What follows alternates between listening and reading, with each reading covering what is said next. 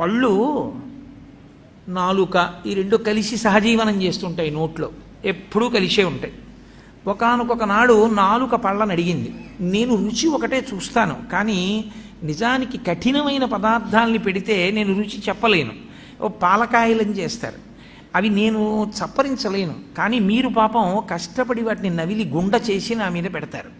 నేను చక్కగా ఇంత రుచిగా ఉందని దాని రుచి చూసి లోపలికి తోస్తూ ఉంటాను. ఇలా ఎన్ని పెట్టారో నవిలి మీరు. కాబట్టి మీరు నాకు ఎంతో ఉపకారం చేశారు, మీతో కలిసి ఉన్నందుకు నాకు ఈ ప్రయోజనం వచ్చింది. మీకు నేను ఏదైనా ఉపకారం చేద్దాం అనుకుంటున్నాను. కాబట్టి మీకు నేనేం ఉపకారం చేయగలను చెప్పండి. మీరు 32 మంది, నేను ఒక్కదాన్ని. 32 మంది కలిసి నాకు ఒకదానికే ఉపకారం చేస్తున్నారు ఇన్నాళ్ళ నుంచి.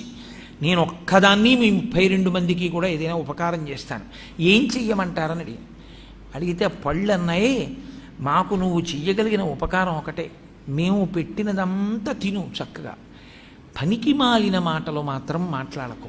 ఎందుకంటే నువ్వు పనికి మాలిన మాటలు మాట్లాడడం వల్ల ఊళ్ళో వాళ్ళు అంటున్నారు నీ పళ్ళు రాలగొడతానంటున్నారు. మేం చేసిన తప్పే, మాట్లాడింది నువ్వా, రాలవలసింది మేమా? సత్సంగం లేకపోతే వచ్చేటటువంటి వ్యతిరేక పరిణామం కూడా అలాగే ఉంటుంది.